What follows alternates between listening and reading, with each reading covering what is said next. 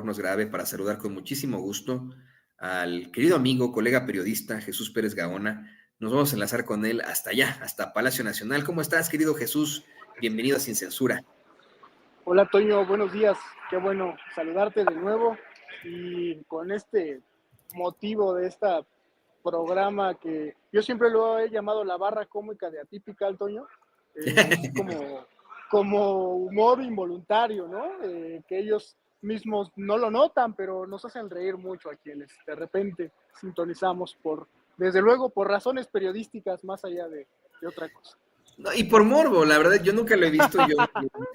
No, es que es por morbo, ¿no? La verdad, yo ayer lo decía, llegué a la conclusión, querido Jesús, de que la gente ve Atypical por la misma razón por la que ven Laura en América, ¿no? Es puro morbo, o sea, sí es programación basura que la gente quiere utilizar para pues, sentirse bien, para ver la desgracia de los demás, ¿no? Y mira estos pobres desgraciados ahí, pues enfrentándose, cayendo una y otra vez, fracasando en esto y en lo otro. ¿No? Creo que pues ahí, en eso radica que la gente llegue a ver los espacios escatológicos del Cacarraqui, Carlos Alarraqui, ¿no?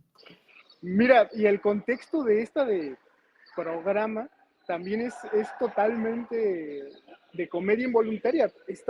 Les cuento a la audiencia que afortunadamente no ha visto el contenido de Atypical en este caso, que estaban tratando de demostrar que Felipe Calderón fue premiado, fue recibido con honores en el Capitolio, en el Congreso de Estados Unidos, cuando era presidente, y que al terminar su mandato nunca se escondió. Estaban tratando de probar, no sé bajo qué lógica, esta idea de que Felipe Calderón es un expresidente íntegro que no se esconde de los mexicanos ni de la justicia, Toño, lo cual me parece increíblemente también absurdo, porque no solo es una persona que está exiliada en España, estamos hablando de un político mexicano exiliado con una seguramente visa dorada de las que venden en España, y que por cierto Donald Trump ya les va a copiar el formatito para recibir a toda clase de personas que tengan $5 millones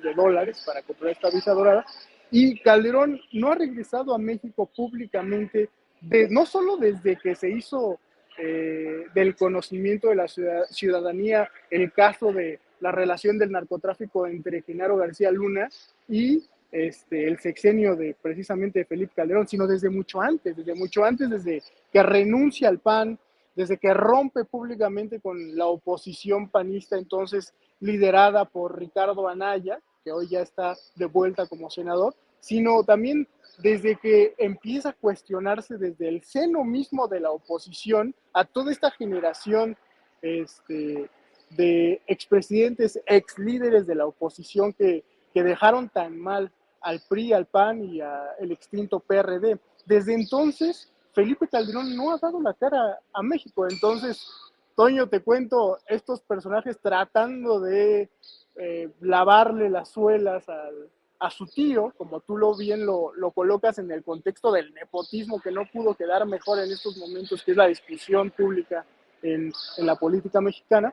Estos personajes que viven del nepotismo, queriendo lavarle las suelas no sé de dónde sacar una buena reputación del expresidente, dicen esto, que vayan, si quieren un narcopolítico, que vayan a España, que soliciten la extradición y que lo entreguen a Estados Unidos.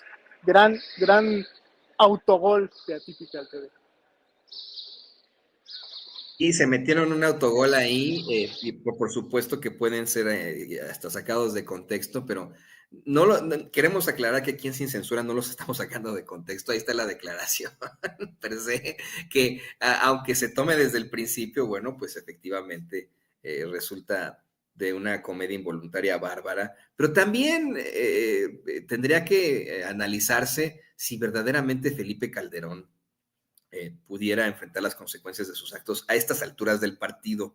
¿Qué te parece que lo volvemos a ver y escuchar, Jesús? Y hablamos de esto, hablamos de si verdaderamente, pues ante tantas acusaciones, ante supuestas carpetas de investigación, ante una serie de indicios periodísticos, Felipe Calderón en algún momento enfrentará las consecuencias de sus actos. Veamos, escuchemos. Yo reto al gobierno mexicano que ahorita con las condiciones que están, y si quieren un narcopolítico, órale, váyanse a España, agarren a Felipe Calderón y entreguen a los Estados Unidos. Quiero ver si lo hacen. Pero ojo, quiero ver si lo hacen. Pero él no es un narcopolítico. Claro que no, precisamente por eso. Pero él no. Bueno, pues ahí lo tiene usted. A ver, Jesús, es que esta es la cosa. Hay que preguntárnoslo.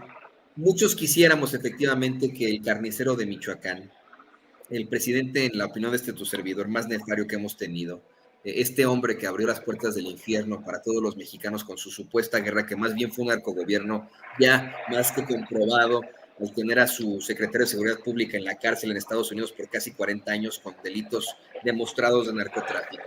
Muchos quisiéramos que este sujeto también enfrentara las consecuencias penales de sus actos, pero se ha salido con la suya y, como tú bien dices, no ha dado la cara. Está siendo se está refugiando gracias al apoyo de José María Aznar en España, expresidente del gobierno español. Se ha pasado una y otra vez haciendo comentarios cínicos y siniestros, pero efectivamente se habla de carpetas de investigación en su contra, se habla de una denuncia muy fuerte ante la Corte Penal Internacional por crímenes de lesa humanidad. Se ha demostrado en materia periodística una serie de irregularidades en su gestión, en su sexenio. Y bueno, aquí la pregunta tendría que ser, ¿en algún momento van a ir por el narcopolítico Felipe Calderón hasta España, como decía este señorito ahí en los espacios escatológicos del Cacarraqui frente a su sobrina? Mira, yo le llamo a Felipe Calderón el destructor de la patria, como hay el seductor de la patria, como hay también en nuestra historia un forjador de la patria, un libertador. Yo creo que Felipe Calderón debe ser llamado, recordado y siempre vilipendiado como el destructor de la patria. Comparto ese análisis contigo, Toño, y también comparto el hecho de que debe ser reprobable, criticable, que no solo Aznar, sino también el Premio Nobel de Literatura, Mario Vargas Llosa, le dieron refugio en España a un tipo de esta calaña, a un tipo con este historial, con esta leyenda negra, y que hace honor a su leyenda con las investigaciones correspondientes en México, hasta donde sabemos, Toño, las investigaciones se han detenido, pero él por lo menos es investigado por dos grandes casos, uno de corrupción y el otro de involucramiento ilegal con el famoso operativo Rápido y Furioso. El operativo que entregó armas a los cárteles del crimen organizado en México y cuyo rastro de sangre en realidad fue lo único que se rastreó porque ese fue el argumento de entregar armas del Departamento de Estado, es decir, de Estados Unidos, a personajes implicados con los cárteles en México, solo con la idea, no sé a qué genio se le ocurrió, de encontrar hasta dónde llegaban esas armas. El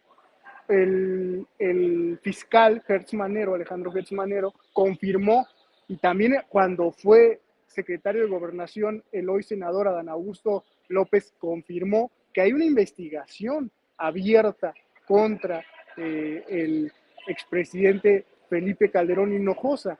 El otro caso que también nos enteramos fue el famoso búnker. Recordarás, Toño, que el expresidente Andrés Manuel López Obrador hizo un recorrido a la prensa donde este famoso búnker de seguridad, donde Calderón y particularmente Genaro García Luna hacían estos operativos mediáticos solo para pantallar a uno que otro despistado, en donde se invirtieron muchos millones de pesos, también en esta estrategia y toda esta infraestructura empezaron a privatizar las cárceles y se empezó a pagar para servicios privados de cárceles en México sumas estratosféricas que resultó que terminaron en las cuentas de familiares de Genaro García Luna, incluida su esposa. que recordemos la hoy tristemente célebre presidenta de la Corte, Norma Piña, básicamente amparó a la esposa para regresarle las cuentas a los García Luna en México. Esos son los dos casos que sabemos que tienen investigación abierta contra el expresidente y quizá, ahí ya solo especulo, quizá por eso no lo vemos por acá tanto como nos gustaría ver al expresidente enfrentar a la justicia. Y es que tuvimos la oportunidad, Jesús y querido público consentidor, de que en algún momento sí enfrentara las consecuencias de sus actos en el sexenio pasado.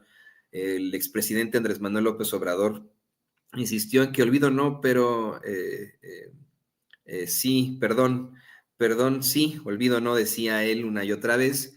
Sin embargo, cuestionó y puso siempre sobre la mesa el que el pueblo, no cuestionó, puso sobre la mesa el que el pueblo decidiera con una consulta ciudadana que no tuvo de alguna otra forma vinculación debido a la participación escasa que tuvo. Cómo es que los medios de comunicación corporativos así lo consiguieron. Y pues a partir de ahí, bueno, pues creo que pueden quedar estas dos investigaciones y lo que tú quieras, pero de ahí en fuera tal vez sí tendríamos que confiar en la justicia estadounidense ahora que envían estos 29 líderes del crimen organizado a Estados Unidos para que de alguna otra forma enfrente las consecuencias penales de sus actos. Tal vez entre estos 29 pueda llegar alguno que llene esa casilla por la mitad. No sé si pueda don David compartirnos el cartón que nos envía hoy el monero Manrique, David Manrique, porque mucha gente anda diciendo por ahí que es Felipe Calderón el 30, y pues el 29 y medio, ¿no? 29 Para cerrar, ¿qué opinas de esto? ¿Qué opinas de esto, querido Jesús? Mira, lo vimos durante el juicio de García Luna. Felipe Calderón no es tonto, tiene muy buenos abogados, tiene un buen grupo de abogados, no solo aquí, los tiene en Europa y desde luego en Estados Unidos. Y que no es lo que me preocupa realmente su equipo legal, me preocupa más bien sus abogados mediáticos, Toño. Tiene muy buenos abogados mediáticos en Grupo Fórmula, en Televisa, en TV Azteca, que le lavan la cara cada que una mínima sospecha se levanta sobre su colusión, participación, nexos, complicidad con el crimen organizado, con los crímenes cometidos y ya juzgados por García Luna, por exgobernadores que estaban en su grupo político, por políticos del PAN que estaban relacionados con él, etcétera. Cada que hay un velo de sospecha sobre el expresidente, sus abogados mediáticos salen en su defensa y dicen que quienes sospechamos, quienes tenemos algún indicio, incluso la justicia mexicana que tiene investigaciones oficiales, en realidad estamos locos y estamos viendo una realidad y somos fanáticos, etcétera. Esos son los que me preocupan. Pues vamos a ver qué pasa en todo esto.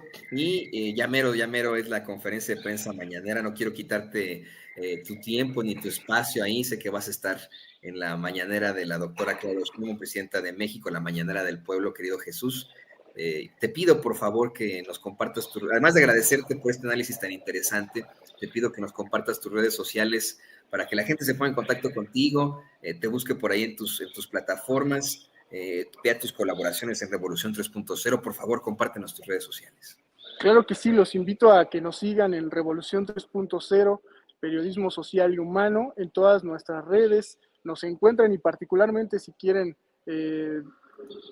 dar un vistazo a lo que opinamos particularmente nosotros, pueden encontrarnos en Instagram y en Twitter como Jesús Pérez Gaona, periodista, @J Pérez Gaona, en Instagram y Twitter, ahí los encuentro, ahí les contesto sus mensajes y nos estamos viendo, Toño. Gracias por la invitación nuevamente. El periodista Jesús Pérez Gaona, aquí en Sin Censura. Muchas gracias, querido Jesús. Nos vemos a la próxima. Abrazo. Abrazo. Bueno, pues sí, ya nos preparamos para la conferencia de prensa mañanera de la doctora Claudia Sheinbaum.